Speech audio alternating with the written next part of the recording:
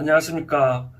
해운의 불교 현대적 응용하기, 오늘은 12번째 공양에 대해서 살펴보겠습니다. 공양. 지난번에 공양에 대해서 공양계에 대해서 오간계 이제 식사를 할 때 그런 어떻게 감사의 기도에 대해서 설명하는데, 오늘은 그만 감사 기도하게 된 공양에 대해서 살펴보겠습니다. 불교의 공양에 대해서는 부처님에 대해서 공양이라는 의미를 많이 쓰는데, 부처님의 공양을 크게 경전에 보면 크게 세 군데가 보다는 총 네 군데 나오는 거 보면 될 것 같아요. 첫 번째 공양은 저런 게 나오죠. 수자타의 그 유미죽에 대해서 나온 거 있죠. 그렇죠. 부처님이 그 최초로 이제 공양을 받았는데, 근데 따져 보면 수자타는 부처님이 아니죠. 이제 깨닫기 전에 부처님이 이제 시다르타 태자가 마지막으로 이제 몸 허약하고 이 수자타의 유미죽을 먹고 다시는 내가 이 깨달음을 얻기 전에는 내가 이 안 데려오겠다라고 했기 때문에, 수자타가 그런 경전에 그런 나오고, 하여튼 유미죽을 수자타가 쓴 유미죽에 나오는데, 요거 같이 잠시 그 영상을 한번 또 보여드리도록 하겠습니다. 제가 지난번에 수자타의 그 집도 갔다 왔기 때문에 잠시 보시고. 춘다의 집 앞에 보면 이렇게 평야로 되어 있습니다.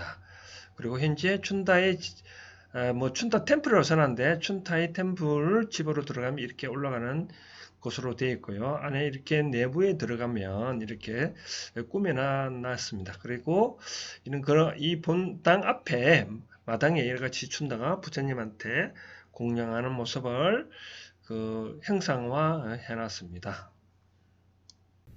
두 번째로 이제 공양에 나오는 부분은, 이제 깨닫고 난 다음에 두 분이 한테 이제 그 이름은 트라포샤하고 바루리카한테 받았다고 얘기하는데, 그때 제가 지난번에 말씀드렸잖아요. 공양계 할 때 바루를 4개를 받고 난 다음에 그것으로 인해 가지고 이제 사천왕이 이 바루를 4개를 줬다라고 해서, 그때부터 이제 이 바루 공양이 시작되는 거고, 마지막에 이제 세 번째 공양은 이제 우리가 춘대 공양을 하잖아요. 춘다 공양.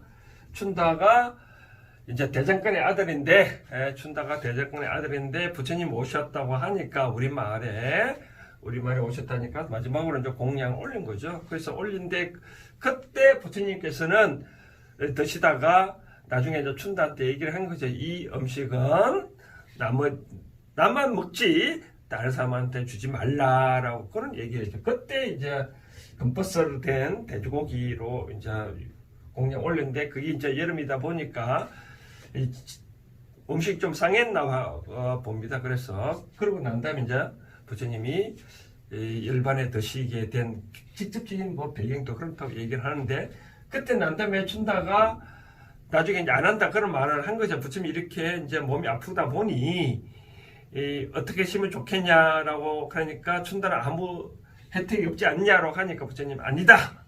춘다도 요게 두 번째 한 그런 수자타랑 같이 베푼 공덕은 깨달은 사람한테 바친 공양의 공덕은 다 같다라고 한 바 있습니다.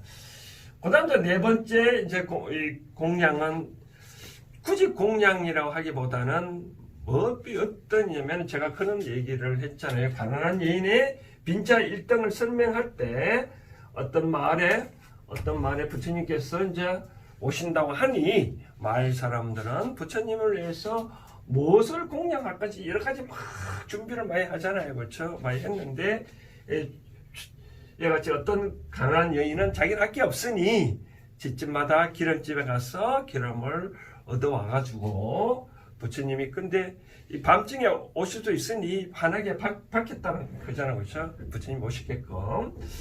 이게 지금 경전에서는 4가지 나오는데, 그러면 이 공양이 과연 이런 의미할 때, 제가 지난번에도 공양의 진정한 공양하면 법공양이 일용할 양식을 주셔서 감사할 때, 그 일용할 양식은 바로 우리가 법지식이다. 바로 쌍식이다.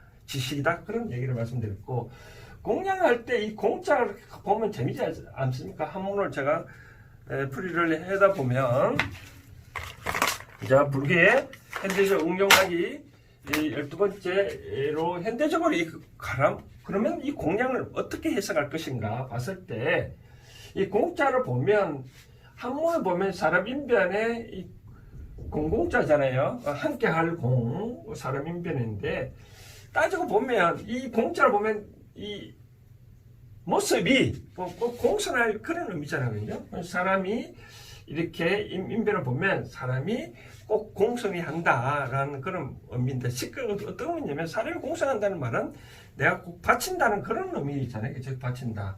뭐 이바지한다, 바친다 그런 의미인데, 요즘은 뭐 주다라는 의미밖에 크게 의미가 없는 것 같아요. 주다. 그러니까 요 양자는 뭐 기를 양자 밥 얘기인데니까 어떤 식사를 주다 그런 의미인데, 그럼 요즘은 공양을 할 때 뭐 요즘 또 우리가 절에 가다 보면 뭐 초를 들고 가고 향을 들고 가는데 그 의미가 뭘까요? 그렇죠? 초와 어떤 이 향을 들고 가는데 그 의미가 뭘까요? 아직도 들고 가고 있는 그 모습을 볼 수 있는데, 저는 그렇게 생각합니다. 뭐냐면 이 초가 우리가 절에 갖고 가는 의미는 뭐 그런 의미인데, 어떤 의미냐면 어둠을 밝힌다는 거죠. 어둠을 밝힌다. 어둠을 밝히는 의미로 갖고 가는데, 근데 과거에는 우리가 전기불이 없잖아요. 그렇죠? 전기불이 없기 때문에 초를 들고 가서 캄캄한 절에 불을 밝혀 놓으면 그것도 하나의 큰 공덕이잖아요. 그렇죠? 또 이런 의미도 있고, 어둠 속에 불을 딱 켜면 하나의 밝아지듯이 나의 무지를 깨치겠다는 그런 방편으로 또 그런 초를 들고 가는 거죠. 이 향은 또 뭐냐면, 인도에서는 보면 뭐 비도 많이 오고 습하도 하니까 냄새가 많이 나오잖아요. 그렇죠? 그래서 향으로 인해 가지고 그런 냄새를 제거한다든지 뭐 벌레를 쫀다든지 그런 의미가 있잖아요. 그렇죠? 뭐 우리가 저리 산에 있다 보니까 벌레도 많이 닥치는데, 그러다 보니 향불을 켜놓으면 벌레가 잘 없지 않겠나 싶어서 향을 하는데, 그런데 현재도 과연 이런 초와 향을 의미로 계속 끌고 갈까라고 생각했을 때 그런 의미는 생각합니다. 뭐냐면, 초를 가만 보면 지 스스로를 타서 주위를 밝히잖아요.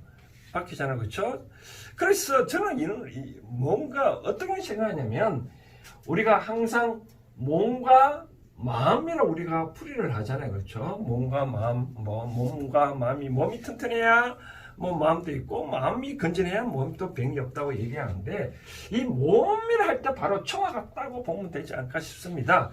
초는 지 스스로 태워서 주위를 밝히듯이 사람도 하나의 등불로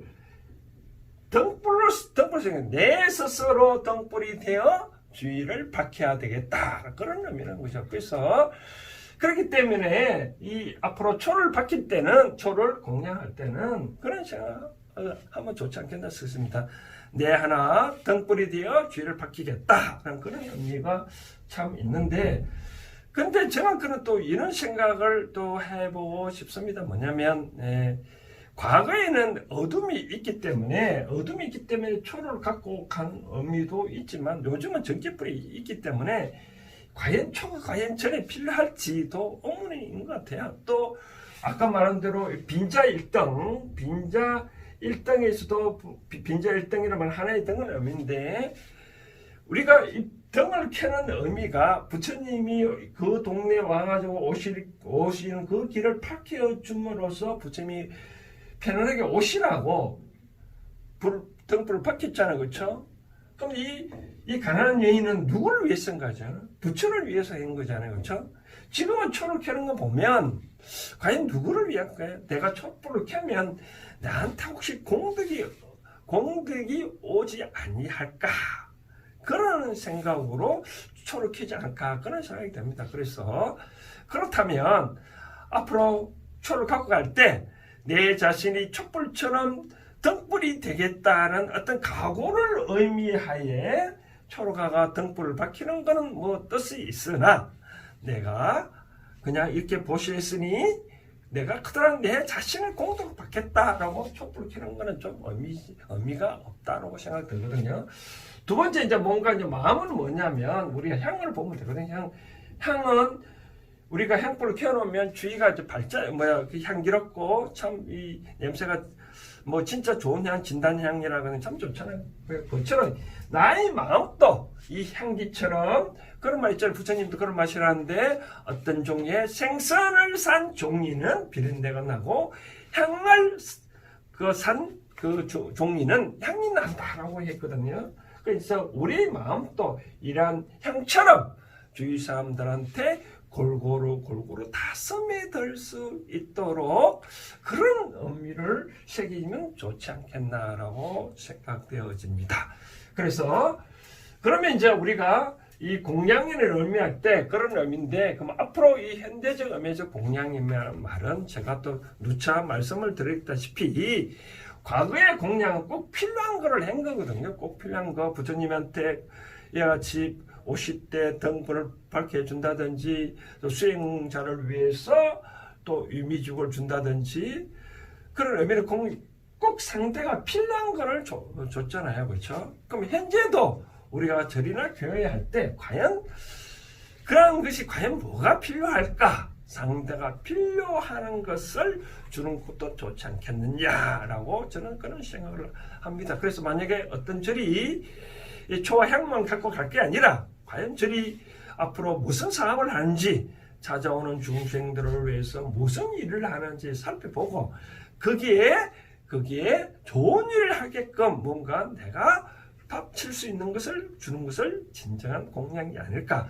거기에 내가 물질이 많으면 물질 들 수 갈 수 있는 거, 물질이 없으면 거기 가서 절을 깨끗이 한다든지 청소를 한다든지 또 뭐 가서 또 많은 사람 어느 사람을 또 여러 가지 이야기 버시 되어 주는 것도 하나의 공양이지 않냐. 또 부처님 그런 말씀 했거든요. 최고로 좋은 거는 법공양, 법보시, 법공양 다 같은 말이거든요. 그래서 어떤 물질적으로 공양을 올리는 것보다 내가 알고 있는 생활의 바른 지식을, 이러한 지식을 함께 나누는 것이 그러한 법지식이 만약에 부처님 말씀이든 부처님 말씀, 뭐 공자의 말씀, 예수의 말씀, 그런 것들을 같이 나누는 것이 진정한 법공양이지 않느냐라고 생각되어집니다. 자, 해운의 현대적 불교 응용하기 12번째, 오늘은 같이 공양에 대해서 살펴보십니다. 공양. 그래서 앞으로 어떤 공양을 할 때는 반드시 그냥 어떤 바치는 것보다 어떤 의미를 두고 하는 것이 참다운 공양이지 않느냐라고 생각하는 것이 저희 해운 생각입니다. 오늘은 여기까지 하겠습니다. 감사합니다.